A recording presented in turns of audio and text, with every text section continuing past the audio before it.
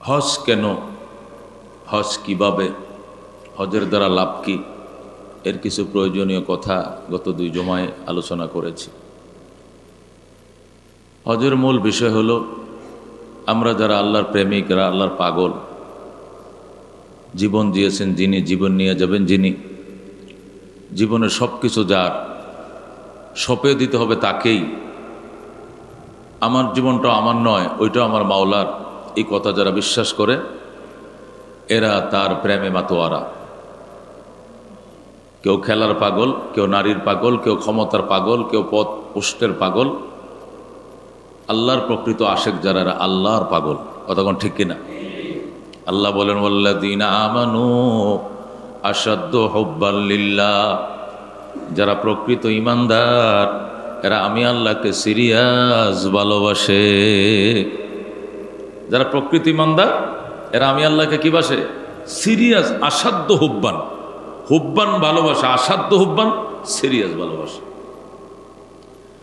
ওয়াল্লাযীনা আমানু আসাদ্দু হুব্বান লিল্লাহ, যারা প্রকৃত ঈমানদার এরা আমি আল্লাহকে সিরিয়াস ভালোবাসে। এটা আমার আল্লাহর কথা। আল্লাহ গর্ব করে বলছেন প্রকৃত ঈমানদারদের কাছে আমি আল্লাহর চেয়ে ভালোবাসা আর কাহার নেই। যে যাকে ভালোবাসে ওই ভালোবাসার মানুষটার কাছে যাওয়ার জন্য, তার সান্নিধ্য অর্জন করার জন্য দেওয়ানো হয়ে যায়। ইটালির মেয়ে বাংলাদেশের যুবককে ভালোবাসে, এই জন্য ইটালির মতো উন্নত দেশ ছেড়েও বিমানে উঠে বাংলাদেশে চলে আসে, গরিব দেশে চলে আসছে। কেন? ভালোবাসার মানুষটা কোথায় থাকে তার বাড়িটা দেখতে হবে, তার ঘর দেখতে হবে। আইসা দেখে চারপাশে ধান ক্ষেত, মাঝখানে টিন সেট ঘর, রাস্তা না, একটা আইল দিয়ে হাইটেও বাড়িতে যাওয়া লাগে, এটা গাড়ি চলে না। এটা দেখে সে খুশি, এটা দেখে সে আনন্দিত।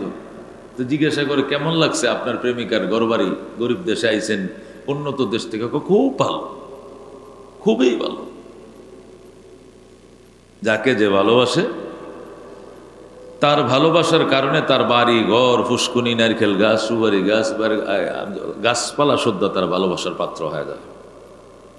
আল্লাহকে যারা ভালোবাসে প্রকৃতি ঈমানদার এরা আল্লাহর ঘরের জন্য যে কি পরিমাণ দেওয়ানা, কি পরিমাণ পাগল, এই যে হজ এবং উমরা সফরে গেলে বোঝা যায়। দেখা দে ইলাহি ও মদিনা कैसे बसती है कि जिस पर रात दिन मौला तेरे रहमत बरसती है। কাঁদতেছে আল্লাহ, আমার ভালোবাসার পাত্র রহমতুল্লিল আলামিনের দেশ মদিনা কেমন, ওই জায়গাটা একটু দেখাও। জেনহার হামেশা তোমার রহমতের বাড়ি দ্বারা বর্ষিত হয়, আমি সেটি দেখতে চাই। साहिल से लगा दे मुझे इश्कों का सफीना, आंखों से दिखा दे मुझे मक्का ও মদিনা। আল্লাহ আমার প্রেমের নৌকা মদিনার ঘাটে লাগাও, কাবার ঘাটে লাগাও, নিজ চোখে দেখার তৌফিক দাও মক্কা কাকে বলে, মদিনা কেমন। যেরকম সুবহানাল্লাহ, এটা মহব্বত। এই জন্য আল্লাহর পাগল ছুটছে, হাতের গড়িগুলো খোলা, ব্রেসলেটও নাই, গলার হার নাই, চেন নাই, আন্ডারফ্যান নাই, দামি দামি টাই নাই, কোনো কিছু নাই। সাদা কাপড় একটা ফেন্সো আর একটা সাদা কাপড় গাও দেয়া চলছে। আল্লাহর পাগল। লাব্বাইক আল্লাহুম্মা লাব্বাইক, লাব্বাইক লা শারীকা লাক লাব্বাইক, ইন্নাল হামদা ওয়ান নি'মাতা লাক ওয়াল মুলক লা শারীকা লাক। আমি হাজির, আমি হাজির ও রব, আমি তোমার দরবারে হাজির, তোমার বাড়িতে হাজির। সকল প্রশংসা তোমার, ক্ষমতাও তোমার, নিয়ামতও তোমার, তোমার কোনো অংশীদার নাই, পার্টনার নাই। তোমার দরবারে আমি হাজির, আমি হাজির। যেরকম সুবহানাল্লাহ। কত প্রেম, কত ভালোবাসা থাকলে এগুলো পাগলের মতো বলতে থাকে। সাহাবায়ে কেরাম নবীকে প্রশ্ন করলেন, মাল হাজ্জু ইয়া রাসূলুল্লাহ, নবী গো হজের বৈশিষ্ট্যটা কি? হাজি যখন হজ করতে যায় তখন তার দেহের ভিতরে এর বৈশিষ্ট্যটা কি ফুটে ওঠে, একটু বলবেন? রসুল বলেন, আল হাজ্জু আল হাজ্জু ওয়াসাজ্জু, আল হাজ্জু আল হাজ্জু ওয়াসাজ্জু। রসুল বলে হজ হলো পরাগন্দা বদন পরাগন্দা ভাল। উর্দুতে, বাংলায় বলে হজ বলা হয়, হজের বৈশিষ্ট্য হলো এলোমেলো চুল এলোমেলো দেহ। এলোমেলো চুল এলোমেলো দেহ, দেহের মধ্যে সুগন্ধি মাখা যায় না, সুগন্ধিময় সাবান দিয়ে গোসলও করা যায় না, আতরও মাখা যায় না, চুলগুলো তেল দিয়ে ভাঁজ করা যায় না, সিটি তোলা যায় না, আশ্রানো যায় না। শরীরটা একটা পাগলের মতো, মাথার চুলো বাতাসে উঠতেছে পাগলের মতো দেওয়া না, সিটি করা যাবে না, সুগন্ধি তেল মাখা যাবে না, আশ্রায়া সাজা যাবে না, ফুটানো দেখানো যাবে না। তুমি যে পাগল এটা তোমার দেহেও যেন সাক্ষী দেয়, তুমি যে পাগল এটা তোমার কাপড়ও যেন সাক্ষী দেয়, তুমি যে পাগল এটা তোমার মাথার চুলেও যেন সাক্ষী দেয় আমি পাগল। আল্লাহু আকবার। পাগলের কি জিন্দিগি, কি রাস্তায় শুয়ে রয়েছে, কি রে এটা রাস্তায় শুয়ে রয়েছে, পাগল তো শুয়ে থাকবো, পাগলের কোন বাড়ি ঘর আছে? আল্লাহ বলে আমার পাগলও এমন, সে আল্লাহর বাড়িতে যায়, আল্লাহর ঘর দেখবে। আল্লাহু আকবার। আল্লাহর ঘর কি মনে করছেন? আল্লাহ কয় ইন্না আউওয়ালা বাইতিন উদিয়া লিন-নাস, নিশ্চয়ই সর্বপ্রথম ঘর যেটি মানব জাতির কল্যাণের জন্য তৈরি করা হয়েছে, লাল্লাযী বিবাক্কাতা, ওইটা ওই ঘর যেটা বক্কা নামক এলাকা আল্লাহ তৈরি করেছেন। আল্লাহ রাব্বুল আলামিন বলেন পৃথিবীর সর্বপ্রথম ঘর যেটি মানুষের কল্যাণের জন্য আল্লাহ তৈরি করেছেন সেটি হলো বক্কায়, লাল্লাযী বিবাক্কাতা। বাক্কা কাকে বলে? বাক্কা আরবরা জাহিলি যুগে এই জায়গার মধ্যে মূর্তি রেখে চারদিকে ঘুরত। ওই বাক্কা নামক মূর্তি রাখার কারণে ওই এলাকাটাকে বাক্কা বলে। কোন কোন মুফাসসিরিন কেরাম বলেন বাক্কার অর্থ হলো, বাক্কার টার্গেট হলো আল্লাহর ঘরের চৌহদ্দির ভিতরে যে জায়গাটা, এটাকে বাক্কা বলা হয়, আর এর বাহিরে যে আশপাশে যে পুরা টাউনটা ওটাকে মক্কা বলা হয়। আল্লাহকে ওই ঘর যেটি মানুষের কল্যাণের জন্য সর্বপ্রথম প্রপ তৈরি করেছেন সেটি হলো বাক্কা নামক এলাকায় ওই কাবা ঘর। আল্লাহ বলেন হুদাল লিন-নাস, আল্লাহ ইন্না আউওয়ালা বাইতিন উযিয়া লিন-নাস লাল্লাযী বিবাক্কাতা মুবারাকান ওয়া হুদাল লিল আলামিন। এই ঘরটি হুদা, এইটি হলো মুবারক মানে বরকতময়, বান্দা আল্লাহর পয়ারা বান্দা বান্দীদের জন্য বরকত এনে দিবে। এখানে এসে আল্লাহর বান্দা একবার সুবহানাল্লাহ বলবে 1 লক্ষ সুবহানাল্লাহ সওয়াব পাবে। এখানে আল্লাহর বান্দা এসে 1 রাকাত নামাজ পড়বে 1 লক্ষ রাকাতের সওয়াব পাবে। এখানে এসে কোরআনের একটা আয়াত পড়বে 1 লক্ষ আয়াত পড়ার সওয়াব পাবে। এখানে এসে আল্লাহর কোরআন একবার খতম পড়বে 1 লক্ষ খতমের সওয়াব তাকে লিখে দিবেন আমার আল্লাহ। এই জন্য আল্লাহ বলেন সর্বপ্রথম ঘর যেটি আল্লাহ বানিয়েছেন মানুষের কল্যাণের জন্য সেটি হলো বক্কায় মানে মক্কায়।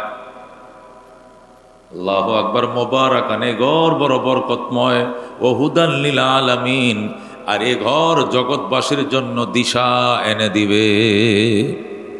হুদাল লিন-নাস বলেন নাই, হুদাল লিল আলামিন, পুরা জগৎবাসীর জন্য পথ প্রদর্শক এই ঘর। সুবহানাল্লাহ। মুফাসসিরিন কেরাম বলেন আল্লাহর ঘর এমন পথ প্রদর্শক, এটা মানব জাতির জন্য আল্লাহ বলে হুদাল লিল আলামিন বলছেন, জগৎবাসীর জন্য পথ প্রদর্শক। বুঝতে হবে জগৎবাসীর জন্য কেমনে পথ প্রদর্শক। একটা পাখি যদি হারিয়ে যায়, বাংলাদেশে একটা পাখি, সেই কিশোরগঞ্জের হাওরের মধ্যে গেছে পুঁটি মাছ খাওয়ার জন্য, একটা বক পাখি গেছে পুঁটি মাছ খাইয়া, গাজীপুরের জঙ্গলে থাকে সে, সেখান থেকে গেছে পুঁটি মাছ খাওয়ার জন্য বাড়ি অঞ্চলে হাওরে। ওই মিঠাবন পাহাড়ে গেছে, বক পাখি মাছকে পেট ভরে, আবার সে যখন গাজীপুরের আল্লাহ শ্রীপুরের জঙ্গলের দিকে ফিরছে, রওনা করছে, তখন রাস্তা হারিয়ে ফেলছে। সে গাজীপুরের রাস্তা পায় না, রাস্তা খুঁজতেছে, বলতে মালিক পেটের খোদায় আহার করার জন্য এসেছিলাম কিশোরগঞ্জের হাওরে, সুনামগঞ্জের হাওরে, এখন তো আমি বাসার সন্ধান হারিয়ে ফেলেছি, আমাকে পথ দেখাও। আল্লাহর ঘর মক্কা থেকে তারে পথ দেখায় বলবে ডাইনে যাও, বামে যাও, সোজা যাও, সোজা গেলে তোমার বাসা তুমি খুঁজে পাইবা। আল্লাহর ঘর মক্কা থেকে তারা এখানে পথ দেখাবে। সে অস্ট্রেলিয়াতে, সেই দ্বীপপুঞ্জের দেশ স্কটল্যান্ডেও যদি আল্লাহু আকবার কোনো দ্বীপের মধ্যে কোনো পাখি রাস্তা হারিয়ে ফেলে, ওই বড় সাগরের উপর দিয়ে উঠতেছে আর বলতেছে আল্লাহ আমার বাসা কোথায় হারিয়ে ফেলেছি, ওই পাখিটাকে আল্লাহর ঘরের ভিতরে এমন রাডার লাগানো আছে, ওই রাডারের সাহায্যে ওই পাখিকেও তার বাসার পথ দেখাবে আল্লাহর ঘর। সুবহানাল্লাহ। কি মনে করছেন? মুফাসসিরিনে কেরাম এমন ব্যাখ্যা করছে, মাথা নষ্ট পড়লে কি বলে। আল্লাহ তো হুদাল্লিল আলামিন বলছেন, আল্লাহর ঘরটা শুধু মানব জাতির জন্য হেদায়েত নয়, এটা জগৎবাসীর, জগতের সমস্ত সৃষ্টির জন্য হেদায়েত। সাগরের মাঝখানে জাহাজ চলছে, এখন না জাহাজ রিমোটে চলে, এখন না জাহাজ কম্পিউটারে চলে। কম্পিউটার আবিষ্কারের আগে সে নূহ আলাইহিস সালামের জামানার থেকেই তো কিস্তি তৈরি হয়েছে, জাহাজ সাগর পার করেছে, মালামাল পরিবহন করেছে। রাস্তা চিনছে কেমনে চিনছে রাস্তা? সে করাচি বন্দর থেকে রওনা করছে, বাংলার বন্দরে মংলায় আসবে, অথবা সিঙ্গাপুর যাবে, অথবা ইন্ডিয়ার দিল্লি বন্দরে যাবে। ও মুসলমান, কেমনে যাবে? ওই সময়ও তারা তাদের মতো করে তারকার অনুসরণ করেছে, আর তারকাকে নিদর্শন দিয়েছে বাইতুল্লাহ মক্কানগর থেকে। সুবহানাল্লাহ। তারকা বাইতুল্লাহ কি দিছে? নির্দেশনা পাঠিয়ে দিয়ে তারকার কাছে, তারকার থেকে নির্দেশনা জাহাজওয়ালা, জাহাজ তার গন্তব্যে পৌঁছে গেছে। জাহাজ গতিবিধি হারায় নাই। যেরকম আল্লাহু আকবার। এটা পাখিকে, এটা হারানো জাহাজকেও যদি ও মুসলমান কাবায় পথ দেখায়, তাহলে আল্লাহর পিয়ারা বন্দাকে কেন পথ দেখাবে না? এই জন্য মানুষ যদি মনে প্রাণে, মানুষ যদি নিজের কায়ে মনোবাক্যে আল্লাহর দরবারে, আল্লাহর ঘরে যায় যদি বলে আল্লাহ আমি পথ হারিয়ে জীবনের 60টা বছরে এলোমেলো জীবনযাপন করেছি, পথ হারিয়ে এলোমেলোভাবে জীবনের 65টা বছর কাটিয়ে দিয়েছি, এখন তোমার ঘরে এসেছি, আমারে পথের দিশা দেখাও। আল্লাহ অঙ্গীকারবদ্ধ, এই ঘর জিয়ারতের উসিলায় বাকি জীবন তুমি পথের হেদায়েতের দিশা নিয়ে চলবা।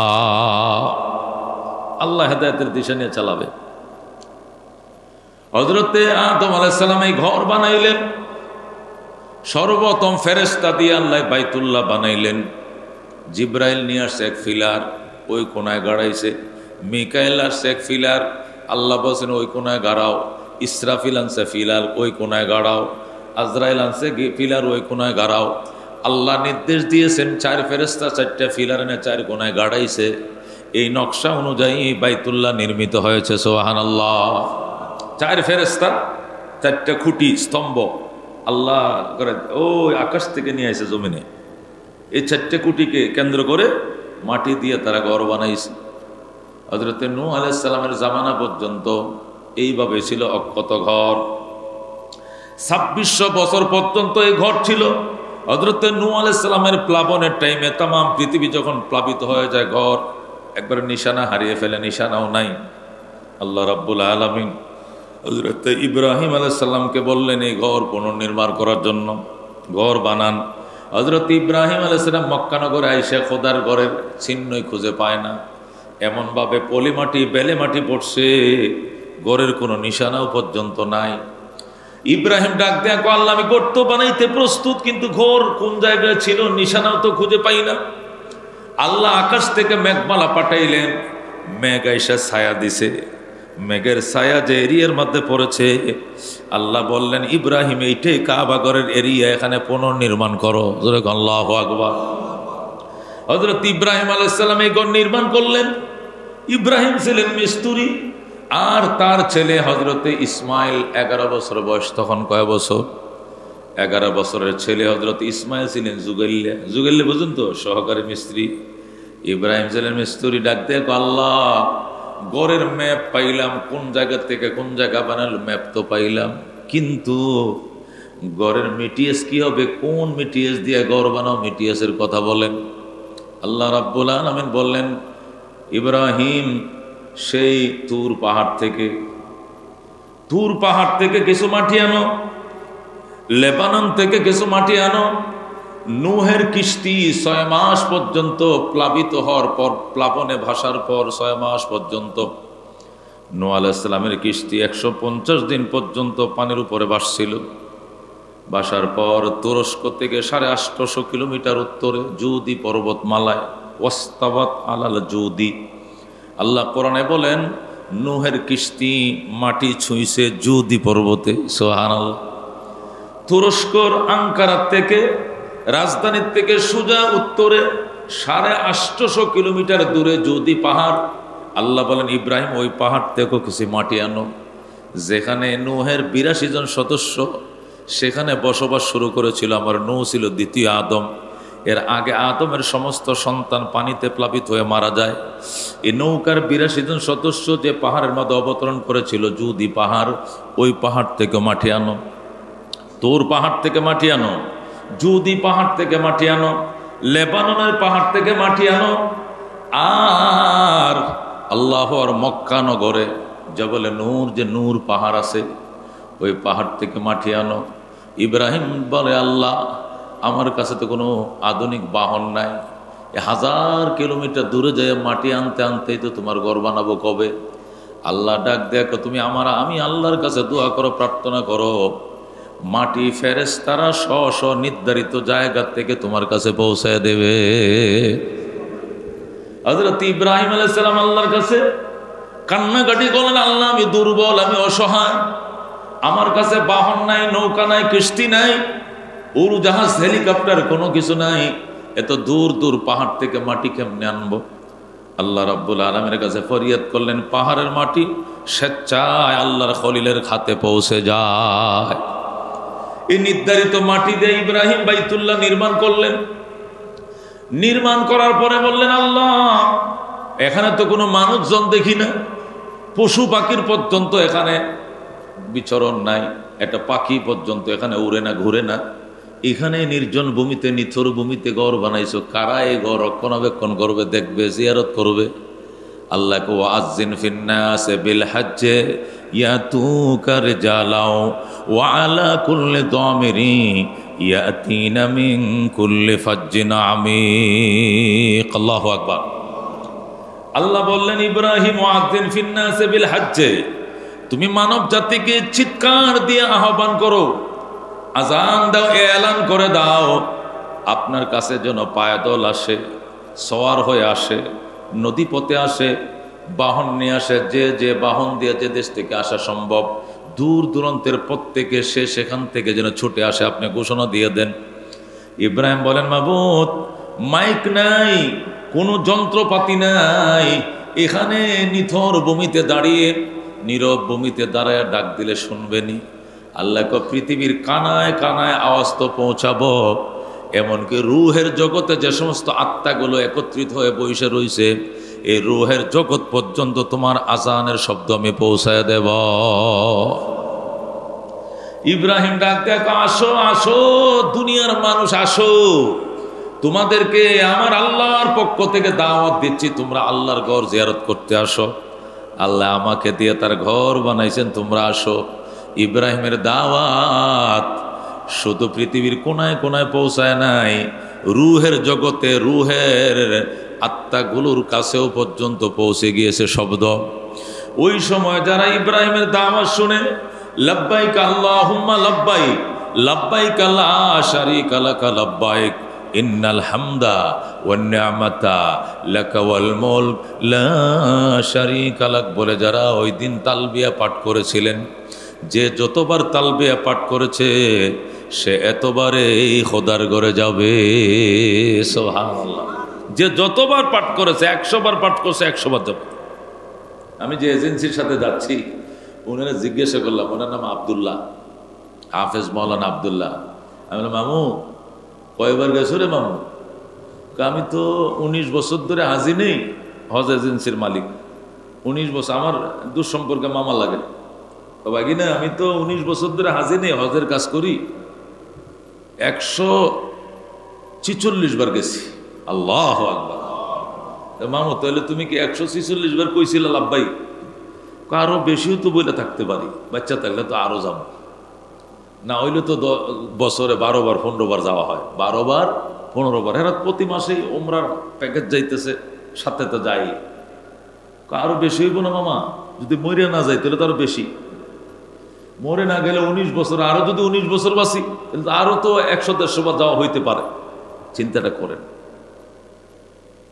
যেভাবেই হোক হাজিদের খেদমতের উসিলে তো সে আল্লাহর ঘরে যায়। হাজিদের খেদমতের উসিলা আল্লাহর ঘরে যায়, এটা কম কথা নয়, কম কথা নয়। সে বিনিময় নিয়ে যায়, আপনাদের টাকা নিয়ে আপনার খেদমত করে, তবু সে সওয়াব পাবে। ইমাম সাহেব বেতন নিয়ে ইমামতি করে, তবু সে সওয়াব পাবে। মুয়াজ্জিন বেতন নিয়ে আযান দেয়, তবু সে সওয়াব পাবে। এটা ছেলে মেয়ের বিবাহর ব্যবস্থা করে, উকালতি করছেন আপনি, উকালতি করছেন, আপনারা 50,000 টাকা গিফট করছে, তবু সওয়াব পাবেন। একটা সংসার বানায় দিয়েছেন আপনি। হাজি এজেন্সির মালিক, লাইসেন্সদারীরা আপনাকে হজে নিছে, তাকে টাকাও দিছেন, অন্যদের সমানে কমও দেন নাই, তবু সে খেদমত করার কারণে আপনি সে সওয়াব পাবে এবং আপনি তার কাছে চিরঋণী থাকবেন। সুবহানাল্লাহ। কারণ হয়তোবা সে আপনাকে বুঝাইয়া বুঝাইয়া হজের জন্য রাজি করেছে, যদি না বুঝাইতো জীবনে হয়তো হজে আপনার যাওয়া নাও হইতে পারত। এই জন্য তার অবদান আছে আপনার উপরে, অবদান আছে। আল্লাহর ঘর বাইতুল্লাহ ভেঙ্গে যায়, ভেঙ্গে যায়, বারবার ভাঙ্গা করা। 10বার হাজ্জাজ বিন ইউসুফ আল্লাহর ঘর ভাঙ্গে। হাজ্জাজ বিন ইউসুফ আল্লাহর ঘর ভাঙ্গে ভেঙ্গে নির্মাণ করে, অভাব ছিল, পুরাটা করতে পারে না, অর্ধেকটা করছে, অর্ধেকটা বারান্দা হাতিমে কাবা রেখে দিয়েছে, বলেছিল টাকা হইলে আবার বাকিটাও করে দিব। এরপর ইমাম মালিক রহমতুল্লাহ আলাইহি ফতোয়া দিলেন, এখন থেকে আল্লাহর ঘর ভাঙ্গা করা আর যাবে না, এটা হারাম, হারাম। তখন চাইরো ইমাম বললেন, ঠিক আছে, তোমার ফতোয়ার মধ্যে আমরা ঐকমত পোষণ করলাম। এরপর থেকে আর বাইতুল্লাহ ভাঙ্গা করার সুযোগ নাই, ভাঙ্গে না। এ 10বার নির্মাণ, আল্লাহর ঘর 10বার নির্মাণ করছেন। তিনি অত্যন্ত পাপী ছিল, হাজ্জাজ বিন ইউসুফ জালেম ছিল। আল্লাহু আকবার। 80,000 মানুষ শুধু স্পটে সে গুলি করে মারছে, 80,000 মানুষ স্পটে শুধু গুলি করে মারছে, কুবায় কাটছে। আর কত মানুষ যে জেলের মধ্যে মারছে কোনো হিসাব কিতাব নাই। কিন্তু এই হাজ্জাজ বিন ইউসুফ বাইতুল্লাহ বানানোর পর আল্লাহর ওলি তাকে স্বপ্ন দেখে, হাজ্জাজ এত বড় পাপী, তোর সাথে আল্লাহ কি আচরণ করছে ক? দেশের মানুষ একটু শ্বাস ফেলতেছে, তুই মরার কারণে তোরে আল্লাহ কত নম্বরের আযাবে রাখছে তুই বল।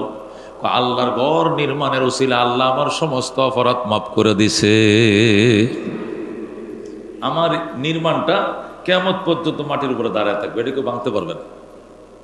এটাও কুদরতের মহিমা, মহিমা বাজান, এটাও কুদরতের মহিমা। এই জন্য বন্ধু, আল্লাহর ঘর এটা দেখতে যায় হাজি,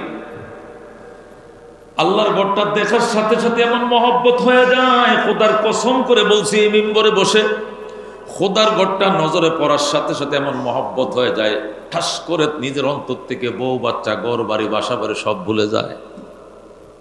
আপনার সেখান থেকে আসারও চাকরি থাকবে কিনা, আপনার সেখান থেকে আসার পরে আপনার কামাই আছে কিনা, আপনার ব্যবসা আছে না বন্ধ হয়ে গেছে, ওই টেনশন ওই সময় আর মাথায় থাকবে না। পাগল আল্লাহর ঘরে দেখে আসে আল্লাহর জন্য দেওয়ানো হয়ে গেছে, কিচ্ছু মনে থাকবে না। সে আল্লাহর ঘরের দিকে তাকায় থাকবে, আল্লাহর ঘরও তার দিকে তাকায় থাকবে। সে মাকাম ইব্রাহিমের দিকে তাকায় থাকবে, মাকাম ইব্রাহিম তার দিকে তাকায় থাকবে। তুই আমারে মহব্বত করছ, আমিও তোরে মহব্বত করি বলে তুই আইসোস, আমারে দেখছোস। আল্লাহু আকবার।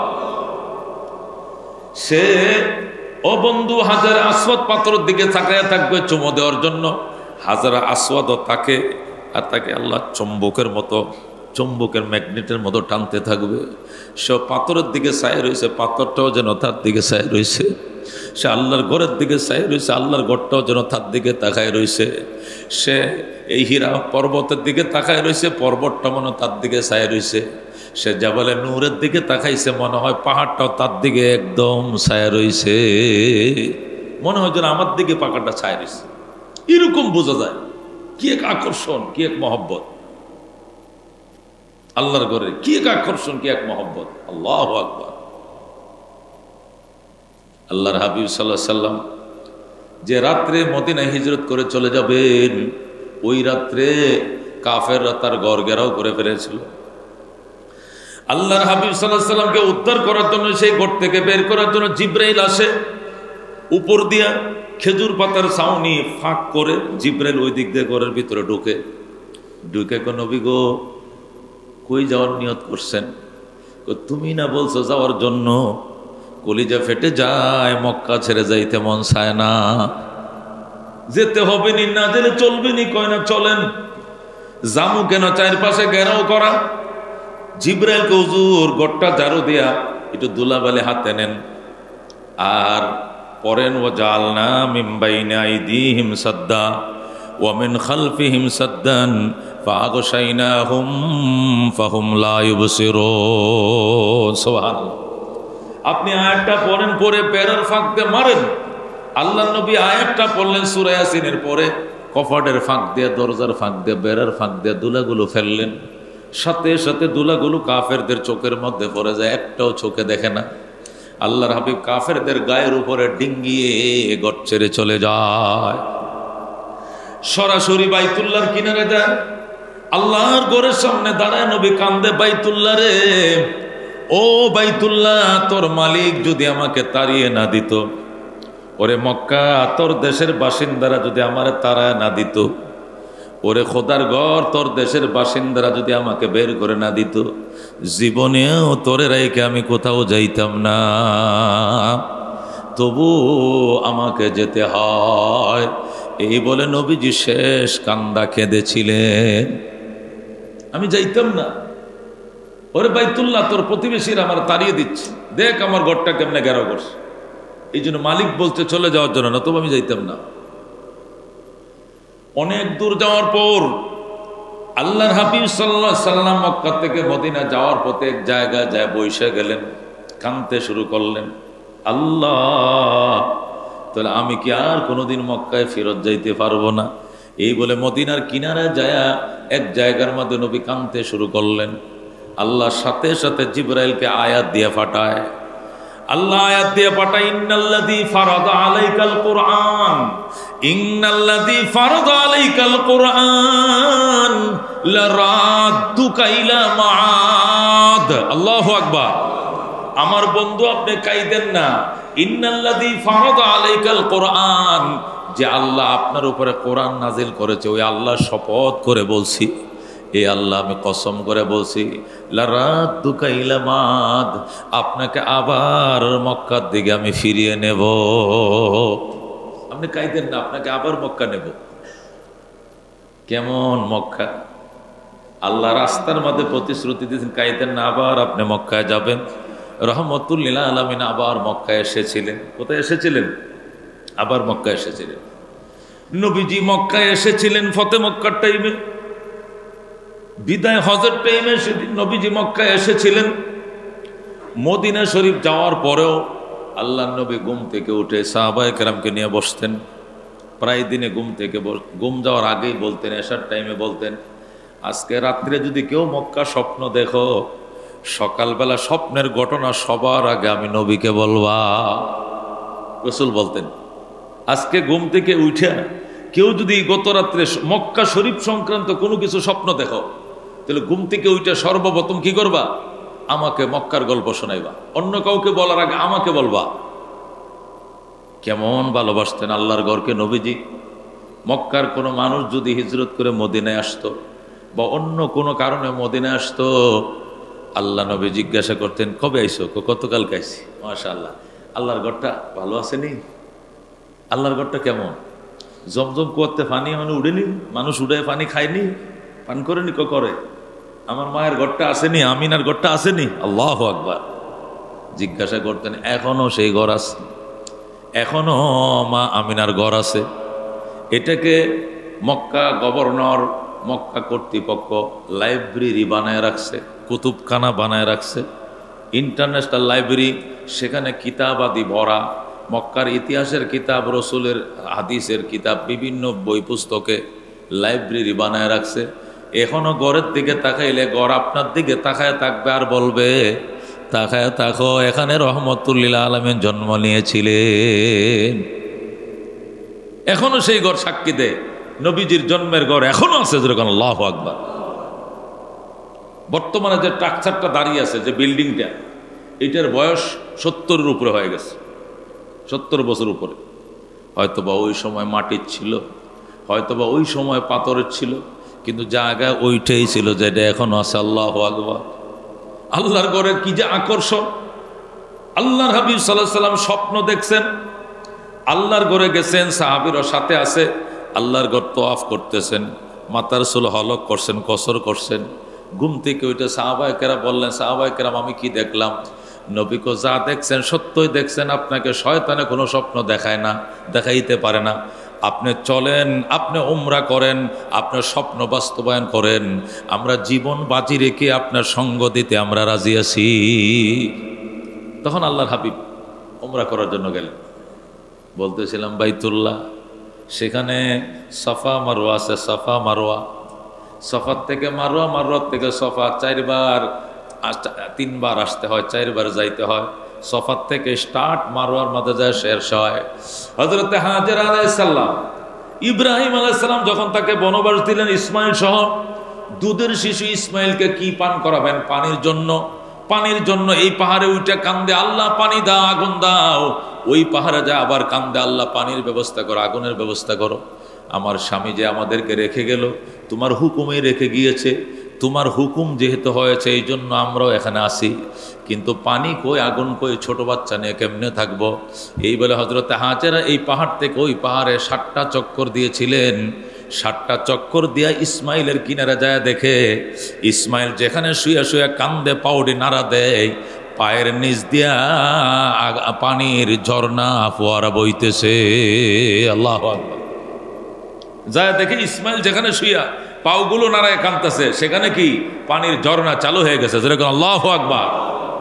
ও মুসলমান, আল্লাহর ঘর, সেখানে আল্লাহর ঘর, আল্লাহর ঘরের আকর্ষণ এমন, আল্লাহর ঘরের আকর্ষণ এমন। ও বন্ধু, আল্লাহর ঘরে যাওয়ার নিয়ত করেন। বলায় যেমনে কামড়ায়, ভেঙ্গুরুলে যেমনে কামড়ায়, কলিজা যেরকম চিপ মারে, এরকম চিপ যদি না দেয়, পয়সার মালিক হলেও খোদার ঘরে যাওয়া যাবে না। এরকম কামড়াইতে হবে খোদার ঘরের প্রেমে। আল্লাহর ঘরের প্রেমে যদি ওইভাবে বলার মতো কামড়ায়, তাহলে যাওয়া যাবে বাজান। আল্লাহ যাওয়া তৌফিক দান করুক। যেরকম আমি নবী বলছেন, মক্কায় যদি আসো, মদিনা জিয়ারত না করলে আমি বড় কষ্ট পাবো। যে ব্যক্তি মানজারা বাইতুল্লাহ ওয়ালাম ইয়াজুরনি ফাকাদ জাফানি, যে বাইতুল্লাহ জিয়ারত করেছে, আমার জিয়ারত করে না, সে আমার উপরে জুলুম করেছে। এই জন্য নবী বলছেন মদিনা যাওয়ার জন্য। রসুল বলছেন, মান যারা কবরি ওয়াজাবাত লাহু শাফাআতি, আমার কবর যারা জিয়ারত করবে তার জন্য আমি নবীর সুপারিশ ওয়াজিব হয়ে যাবে। সুবহানাল্লাহ। আল্লাহর হাবিব বলেন, আমার রওজার কিনারে দাঁড়াইয়া যদি কেউ সালাম দেয়, সামিতু, নিজ কানে শুনি, ওয়া আলাইকুমুস সালাম ইয়া উম্মতি বলে আমি সালাম দেই। জোরে কর আল্লাহু আকবার। আর দূরের থেকে যদি কেউ আমার সালাম দেয়, তাহলে ফেরেশতারা সেই সালাম মেশকের রুমাল দিয়ে ফেসায় রওজায় পৌঁছায় দেয়। আর যদি কাছে এসে সালাম দেয়, আমি নিজের কানে সামিতু বি উযানাই, আমি নিজ কানে শুনি। জোরে কর আল্লাহু আকবার। ওয়া আলাইকুমুস সালাম ইয়া উম্মতি বলে আমি সালামের জবাব দেই। হায়াতুন নবী রওজা মুবারকে শুয়ে রয়েছে। সুবহানাল্লাহ। এই জন্য বাজার, জীবনের যেন একটা বিশাল স্বপ্ন থাকে, আল্লাহ চাকরি শেষ হোক, সুস্থ রাইখো, সামর্থ্য তুমি রাইখো, শারীরিক ফিটনেস তুমি ভালো রাইখো, তোমার ঘর না দেখা তুমি তোমার নবী রওজা না দেখায়া তুমি মরণ দিও না। খাজা মঈনুদ্দিন চিশতি আজমিরি রহমতুল্লাহ আলাইহি। अल्लाह अकबर कन तो मैं जिंदगी में एक बार मदीना जाओ, मैं जिंदगी में एक बार मदीना जाओ, मदीना जाओ कभी लौट न आओ, मैं जिंदगी में एक बार मदीना जाओ। आए खुदा मेरे सामाने सफ़र को आता कर, इस फ़ानी दुनिया से मेरे दिल को जुदा कर। आए खुदा मेरे सामाने सफ़र को आता कर। খাজা মঈনুদ্দিন চিশতি, যিনি সুলতানুল হিন্দ ছিলেন, হিন্দুস্তানের মারফতের বাদশা ছিলেন, তিনি বলতেন, আল্লাহ আমার মদিনায় যাওয়ার জন্য সামানগুলো দিয়ে দাও, মদিনায় যাইলে নাকি কিছু টাকা পয়সা লাগে, ব্যবস্থা করে দাও। আর কোনো কিছু মঈনুদ্দিন চায় না।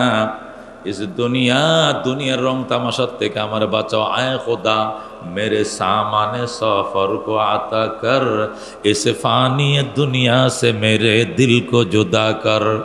दरबार नबी आज मैं जीता रहा हूँ, मैं जिंदगी में एक बार मदीना जाओ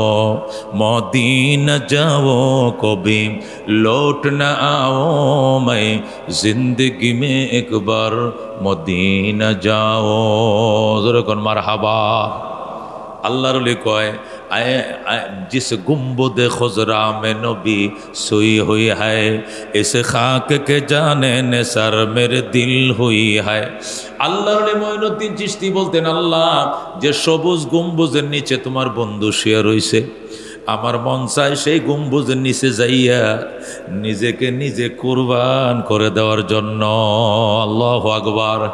আল্লাহ সে সবুজ গম্বুজের কিনারে আমার নাও, তোমার নবীকে সালাম দেওয়ার ভাগ্য তুমি আমারে দাও, আমি আর কোনো কিছু চাই না।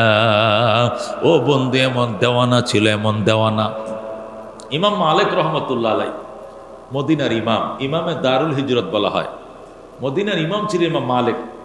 নবীজির রওজার কিনারে বসে হাদিস পড়াইতেন।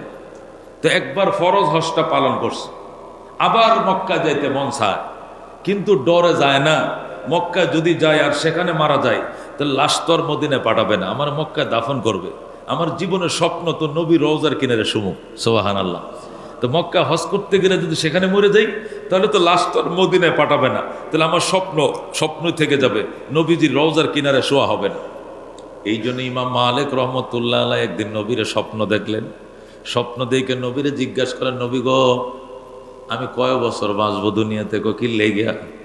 যদি 2-3 বছর বাঁচি, হায়াত যদি লম্বা হয়, তাহলে এই বছরে হজে যামগা, যাই ঘুরে চলে আসবো, 2-3 মাস লাগবে। আর যদি অল্প দিনের মধ্যে মারা যায়, তাহলে মদিনা ছেড়ে আর কোথাও যাবো না, কন আর কতদিন বাঁচবো? এই কথা বলার সাথে সাথে আল্লাহ নবী মুখটা একটু কালো করে ফেললেন, চেহারাটা মলিন করে ফেললেন। আর মালিক থেকে চেহারাটা অন্য দিকে ফিরাইলেন, ফিরাইয়া 5টা আঙ্গুল দেখাইলেন। কয়টা আঙ্গুল? 5টা আঙ্গুল দেখাইলেন, দেখে চেহারাটা মলিন করলেন, অন্যদিকে চেহারা ফিরিয়ে নিলেন। ইমাম মালিকের ঘুম ভেঙে যায়। কি দেখলাম? এক তো নবীরে দেখছি একটু অসন্তুষ্ট, আবার দেখলাম চেহারাটা আরেক দিকে ফিরিয়ে নিছে, আবার দেখলাম 5টা আঙ্গুলও দেখাইছে। 5টা আঙ্গুল কি? 5 বছর বাঁচবনি, 5 বছর বাঁচবনি, না 5 মাস বাঁচবো, না 5 দিন বাঁচবো? এটা কি কইল? ইমাম মালিক রহমতুল্লাহ আলাইহি এই স্বপ্নের ব্যাখ্যাও বুঝতে পারতেছে না। স্বপ্নের বিখ্যাত ব্যাখ্যাবিদ ছিল ওই দেশে। ওই ব্যাখ্যাবিদের কাছে ইমাম মালিক তার গোলামকে পাঠাইছে। পাঠায়, আমি যে স্বপ্ন দেখলাম, স্বপ্নের কি ব্যাখ্যা জেনে আসো। লোকটা যায়, আমার ইমাম মালিক স্বপ্ন দেখছে, আল্লাহ নবী তার 5টা আঙ্গুল দেখা চেহারাটাকে ফিরে মলিন করে নিছে, তার ব্যাপারটা কি? ওই স্বপ্নের ব্যাখ্যাবিদ বলে, শোনো, আল্লাহ নবী এই জন্য চেহারাটা মলিন করছে, 5টা জিনিসের এলেম আল্লাহ ছাড়া অন্য কেউ জানে না, নবী নিজেও জানে না 5টা জিনিসের এলেম। ওই 5টা জিনিসের একটা হলো মরণ কার কবে হবে। এটা নবীর কাছে জিজ্ঞাসা করলো কেন? এই জন্য নবী বড় কষ্ট পাইছেন, চেহারাটাকে মলিন করে অন্যদিক চেহারাটা ফিরে নিছেন। 5টা আঙ্গুল দেখাইছেন এই জন্য। 5টা জিনিসের এলেম একমাত্র কার? কোন 5টা জিনিসের এলেম কার?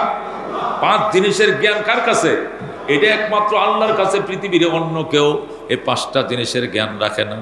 আল্লাহ কোরআনের মধ্যে বলেছেন, ইন্নাল্লাহা ইনদাহু ইলমুস সাআ ওয়া ইউনাজ্জিলুল গায়সা ওয়া ইয়ালামু মা ফিল আরহাম ওয়া মা তাদরি নাফসুম মাযা তাকসিবু গাদা ওয়া মা তাদরি নাফসুম বিআইয়ি আরদিন তামুত ইন্নাল্লাহা আলিমুন খাবীর। বলেন আল্লাহু আকবার।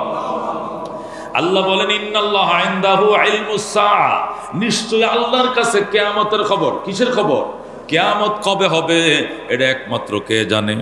আল্লাহ জানে। ইন্নাল্লাহা ইনদাহু ইলমুস সাআ, নিশ্চয়ই আল্লাহর কাছে রয়েছে কিয়ামতের সংবাদ।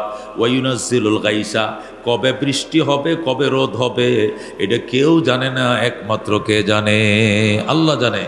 ওয়ালামু মা ফিল আরহাম, মায়ের পেটের ভিতরে সন্তান আছে কি নাই, হবে কি হবে না, ছেলে হবে না মেয়ে হবে, এইটা দুনিয়ার কেউ জানে না, একমাত্র কে জানে?